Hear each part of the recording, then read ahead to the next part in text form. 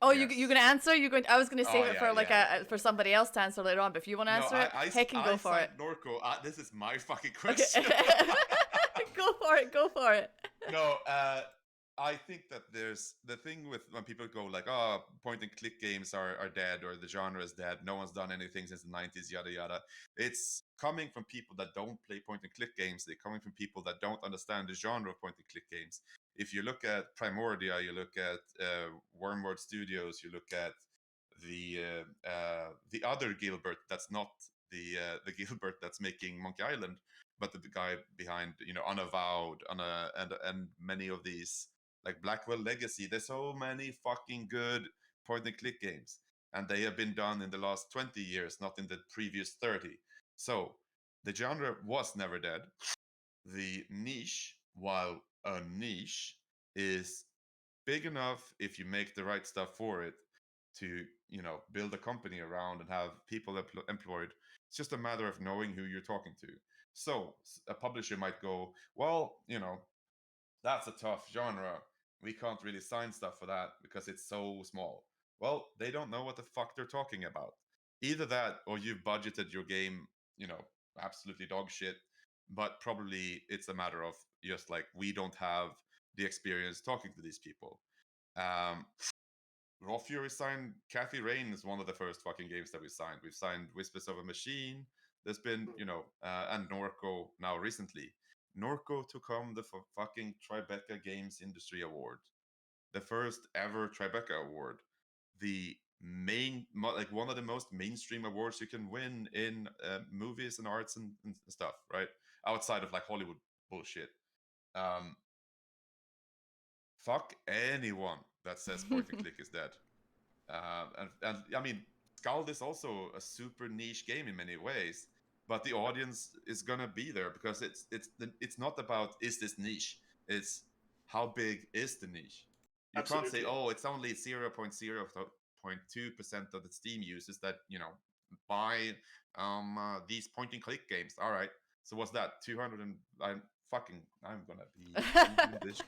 well, Steam Johan active. googles it. I just wanted to apologize to Johan there. I didn't want to think. I don't want to say that I didn't think you couldn't answer the question. No, no, no, no. I just Yeah, didn't. yeah, I I was just just didn't know joking. until now that Johan was like so passionate about this, and I'm like, oh hell yeah, I love it. No, but I No, I didn't take it as that. I saw it. I was like, oh no, we have to say this. I'm glad you saw it then. Yeah, 120 million monthly active players on Steam in 2020. 120 million fucking people. If you can get 0.02% of that to fucking buy your video game, and if that's the niche you're in, that's a lot of fucking people buying your video game. It's a lot of marketing and it's a lot of work, but Yep. it's not dead. It's gonna continue existing. It's been here since the fucking dawn of video games. Mm-hmm. It's not going away. Yep. I think Now, bring back arena shooters. no, but I think this is an interesting discussion because the exact same argument has been made about RPGs, and at the end of the Yes. 90s and early 2000s, RPGs Yeah. were dead. Yeah. And especially RPGs that have a graphical expression that was not based on a 3D or first-person perspective. And so there is Yes. one of my biggest inspirations for starting Scald is actually something that Josh Sawyer from Obsidian Studios said in relation to making Pillars of Eternity's games. And he said that the audience never abandoned isometric RPGs like Baldur's Gate and so forth, but the old school publishers did. Not the new Yes. publishers like Raw Fury, but the big publishing houses that were monolithic back in the late 90s and early 2000s. They abandoned the games because they were maybe less profitable than, as you say, like first-person shooters or whatever was the fad at the time. But and I would say that, like, as a solo developer, like making Norco or Scald, you don't need 0.002% of the Steam community. No. You need 0.00000.2%, and it would still be profitable because the costs are low. You're a one-man company. You're not 100 people.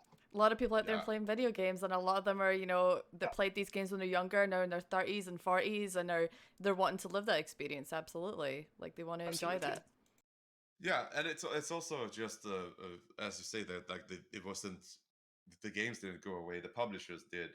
And a lot of that has to do with, there's a profit thinking where you need to make short-term easy money to continuously grow the company revenue. It's the shareholders. Yeah, and then you go like, all right, let's do this somewhat data-driven. We know that first-person games have a higher number of average players across any title or across any genre. All right, let's just fucking shove things in that then.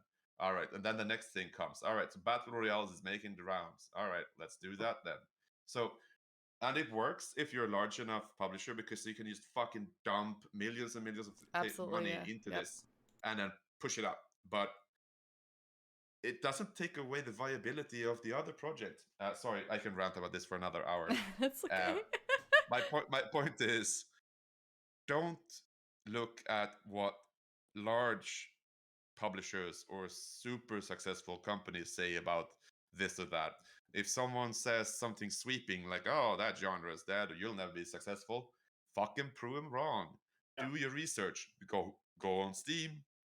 Go find projects that are doing this, because they are fucking there. Absolutely. There's a great website by Lars Doucet. Here, I put it in the chat.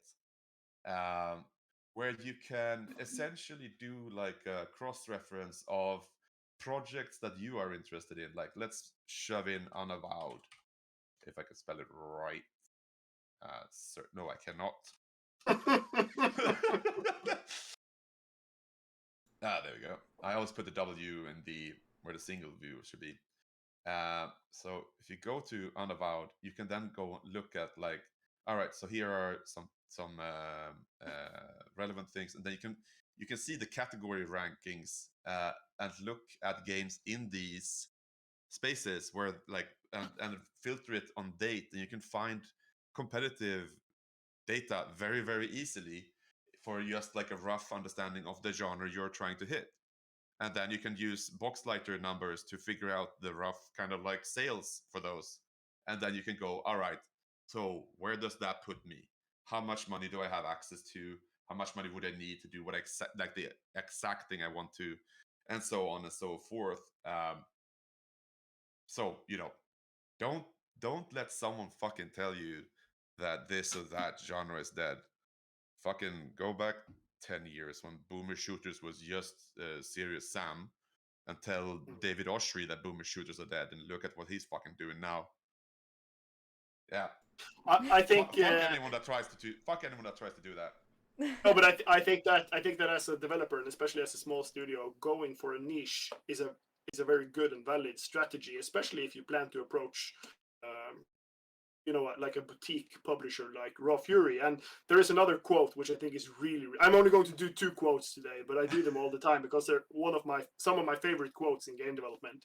And the other quote is by Mark Rosewater, who is the main designer at Magic the Gathering. Yes. And what he says is that if you make a product that everyone likes, it will fail. But if you make a product that a lot of people hate and some people love, adore, then it will be successful. That's basically how it is. If you make something that is oatmeal, you won't be able to compete. But if you make something that stands out, Norco is the perfect example.